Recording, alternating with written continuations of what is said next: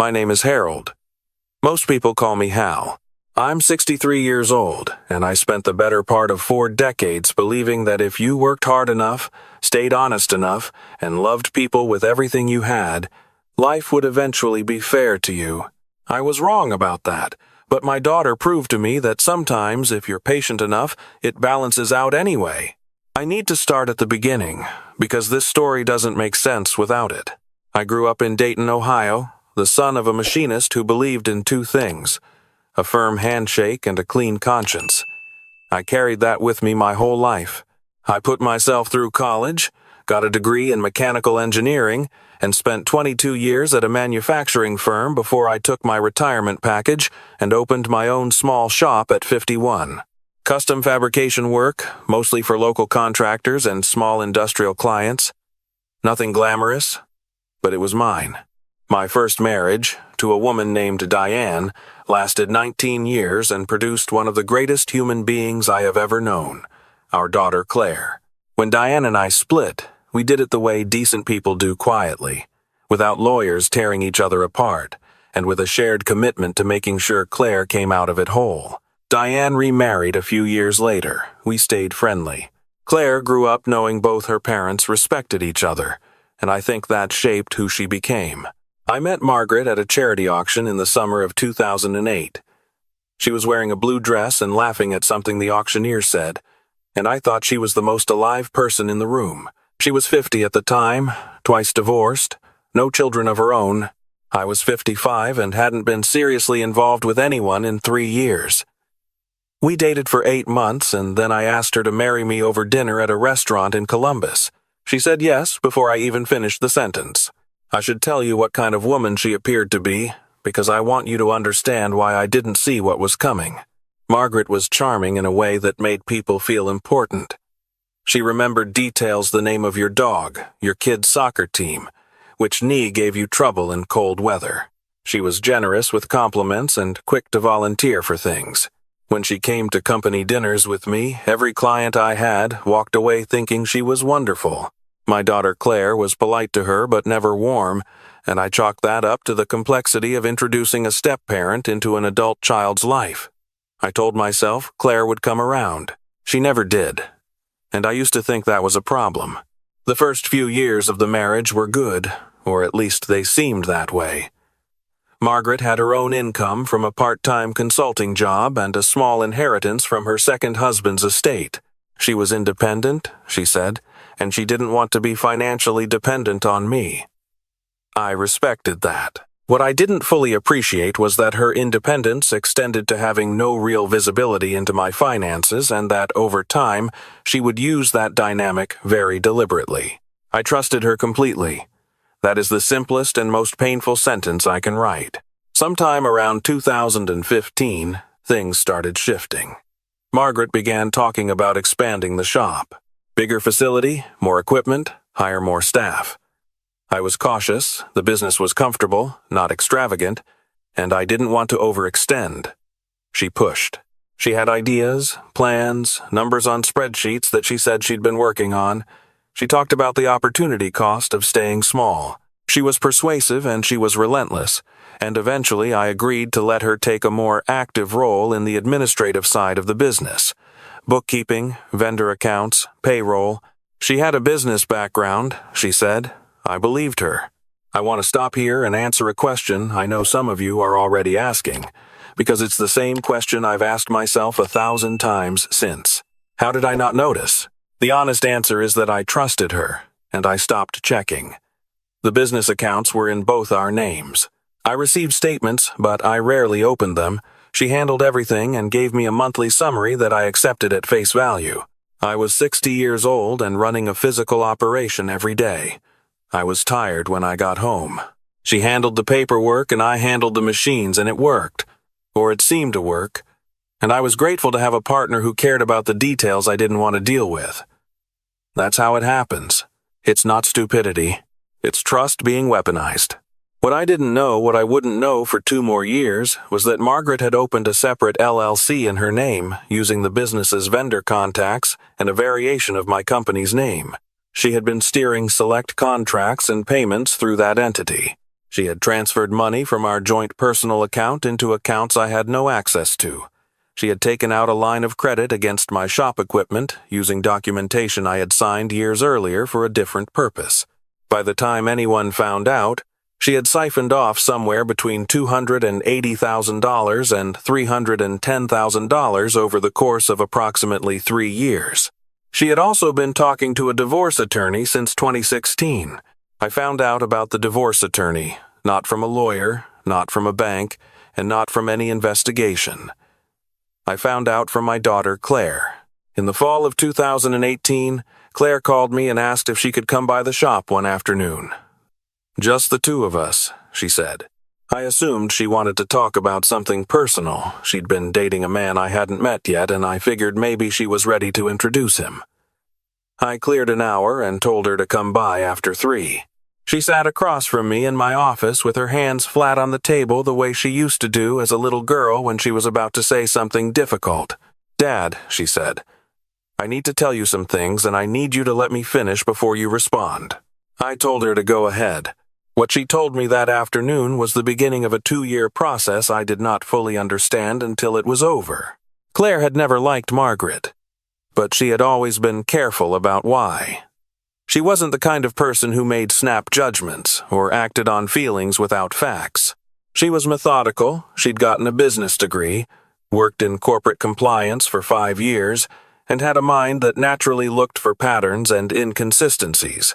She told me that 2 years earlier, in 2016, she had been at our house for Thanksgiving and had accidentally overheard a phone call Margaret was making in the study. The door wasn't fully closed. She hadn't intended to listen, but she heard enough Margaret's voice, low and deliberate, talking to someone about getting everything structured before she makes the move and making sure the business valuation reflects the right numbers. Claire told me she hadn't confronted Margaret. She hadn't called me that night to tell me what she'd heard. She had gone home and sat with it for a week, and then she had started paying attention. Over the next 2 years, quietly and without telling me anything because she was afraid I wouldn't believe her, and because she needed to be certain before she said a word, Claire had been building a picture. She had access to public records. She knew how to read corporate filings. She had a contact at a county clerk's office who helped her navigate business registration searches. She found Margaret's LLC in early 2017. She started documenting. She saved everything digitally with timestamps. She photographed documents she encountered when she visited the house. She made notes of dates and amounts and cross-referenced them against public financial records she could access legitimately. She had a folder on her personal laptop that she encrypted and backed up in 3 separate places, and she had been adding to it for 24 months before she walked into my office and put her hands flat on the table. I sat there and listened to my daughter lay out the architecture of my own betrayal. I won't pretend I accepted it immediately. I pushed back. I made excuses. I said there could be explanations. I said maybe she'd misunderstood what she heard. I said Margaret wouldn't do this, that she had her own money, that she had no reason. Claire sat very still while I said all of these things, and when I ran out of them, she opened her laptop and turned it toward me. It took me about 20 minutes to stop arguing. We didn't tell Margaret anything. That was Claire's instinct, and it was the right one. We got an attorney, not a divorce lawyer yet, a forensic accountant first, and then a business attorney who specialized in financial fraud.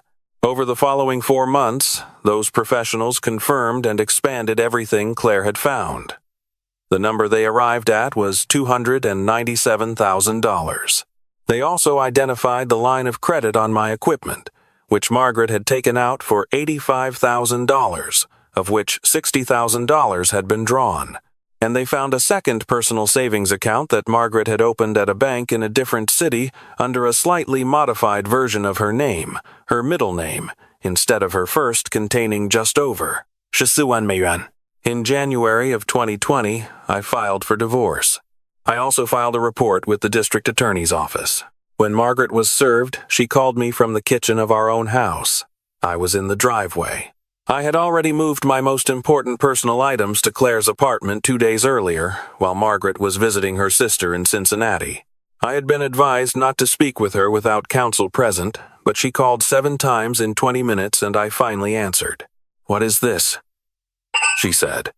Her voice was shaking, not with grief, with something else.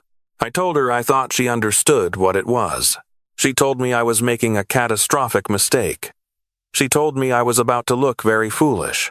She told me she had her own documentation, that she had been keeping records too, and that she could demonstrate she had contributed enormously to the business's growth, and that any court would recognize her right to a substantial portion of what we'd built together. I said, Margaret, I think you should call your lawyer. She told me I was a weak, ungrateful man who had wasted her best years. I hung up and sat in my car for a long time. The legal process took 14 months. I'm going to skip most of it because the details are complicated and not the point. What I want to tell you about is the morning of the final hearing. This was March 2021. Ohio courtroom, Civil Division, a judge I'd never met named the Honorable Patricia Weller. The hearing was scheduled to address the division of marital assets and the pending criminal referral simultaneously. Our attorneys had worked out an arrangement with the DA's office where Margaret could potentially resolve certain matters through the civil proceeding if she cooperated fully. Her attorney had spent 8 months suggesting she would cooperate. She had not cooperated. She had contested everything, denied everything, and submitted her own financial documents, which our forensic accountant had demonstrated were selectively prepared and in some cases appeared to misrepresent the origin of funds. I was sitting at the respondent's table with my attorney when Claire walked in. I hadn't known she was coming. She had told me she had a work commitment that day and that she was sorry she couldn't be there. When I saw her come through the door in a gray blazer, carrying a leather portfolio I'd never seen before, something moved in my chest that I don't have a clean word for. She sat down in the gallery directly behind me and put her hand briefly on my shoulder. My attorney leaned over and whispered, "Is that your daughter?" I said yes. "Did you know she filed a request to address the court?" I turned and looked at Claire. She met my eyes and gave me a small, steady nod. I had not known.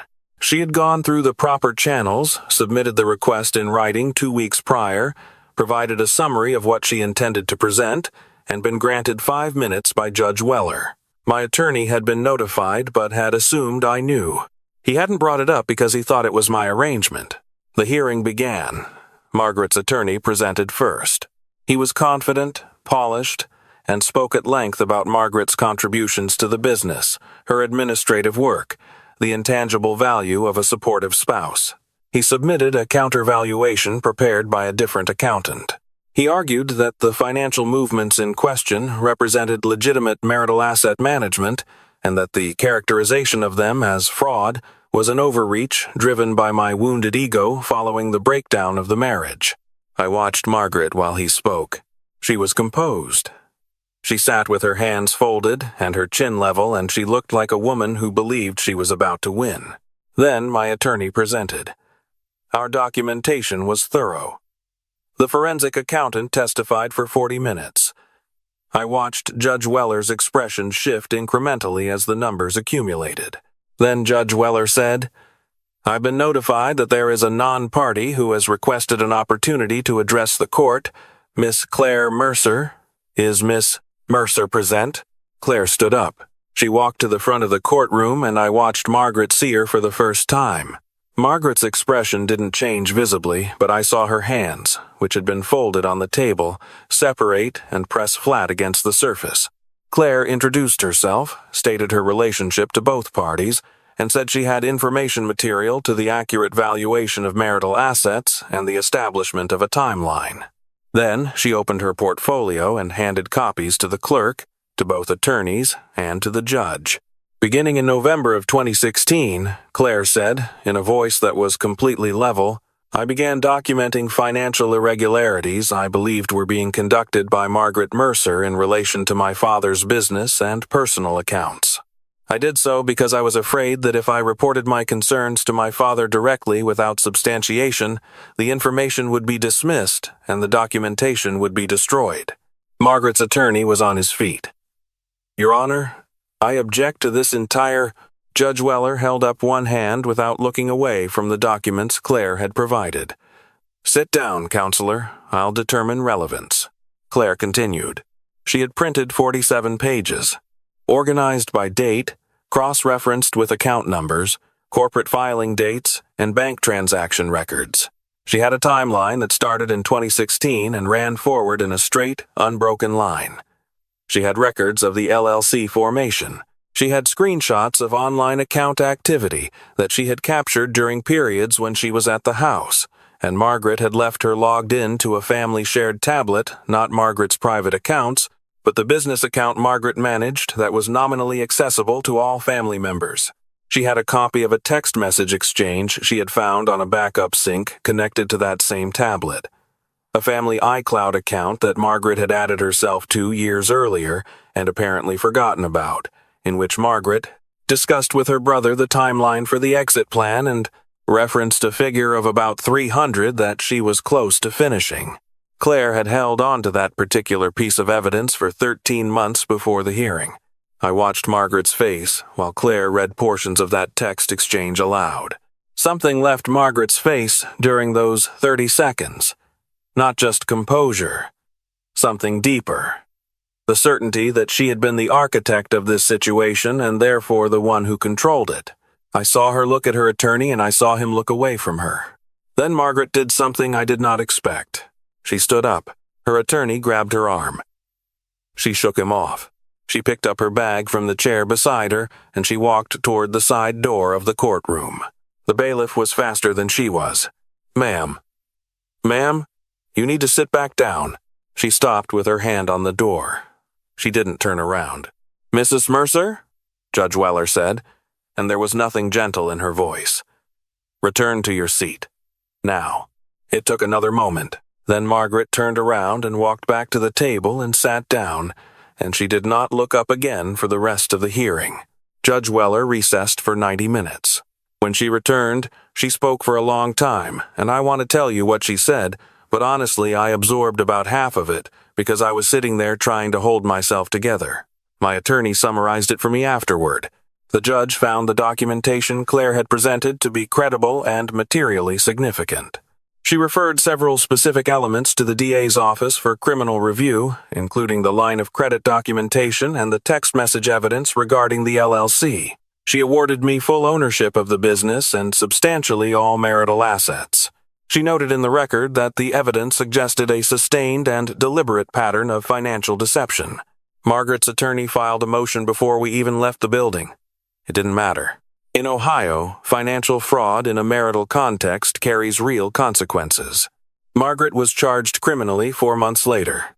Felony counts, financial exploitation, fraudulent transfer of assets. Her attorney negotiated. She pled to reduced charges and was sentenced to 36 months in state prison with the possibility of parole after 18. She was also ordered to make restitution of $312,000, which the court calculated as the full amount, including the drawn line of credit. Her brother, who had knowingly received some of the transferred funds, was charged separately and entered his own plea. The shop is still running. I cut it back a little. Honestly, I don't need the headache of a big operation at 63, and I've got a guy who's been with me for 11 years who handles most of the day-to-day. I go in 3 days a week. It's enough.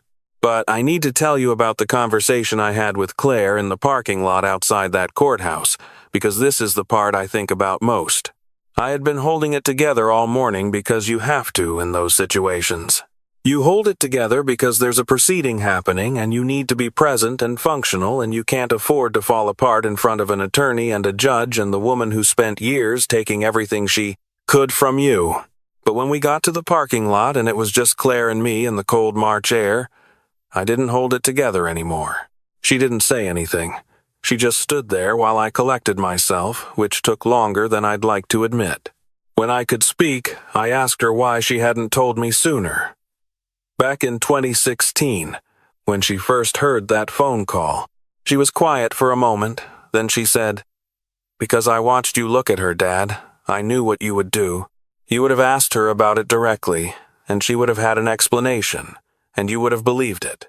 And I would have been the daughter who tried to break up your marriage because she never liked your wife, and you would have spent the next year watching me instead of watching her. I couldn't prove anything yet, and I couldn't afford to be wrong. I asked if she had been frightened, carrying that for 2 years. Every single day, she said. I kept thinking, what if I built all this and it turned out to be nothing? What if I was wrong about her and I'd been wrong from the beginning and I'd spent 2 years documenting a woman who was just bad at paperwork? I asked what kept her going. She looked at me and said, "You, Dad. You built something your whole life. You weren't going to let it get taken apart while I stood there doing nothing." I had to look away for a minute. Claire is 34 years old. She's getting married this fall to a man named Patrick, who builds furniture in his garage on weekends and coaches youth baseball and laughs at the same dumb jokes I do.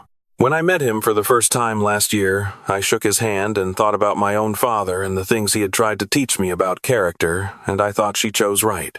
She knows who a good person is. I know who a good person is too. It took me some time to see it clearly, but I do. I've been asked a few times since all of this happened whether I regret the marriage. Whether I wish I had seen Margaret more clearly from the beginning. It's a reasonable question, and I've thought about it honestly. The truth is, I don't spend much time regretting it.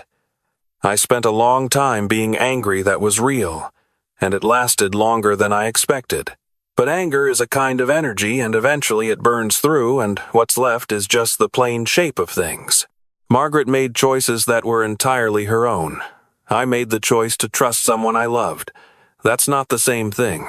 What I know now that I didn't know then is that the people who show up for you when it costs them something, that's where the real accounting is. Not the bank statements, not the contracts, not the asset valuations.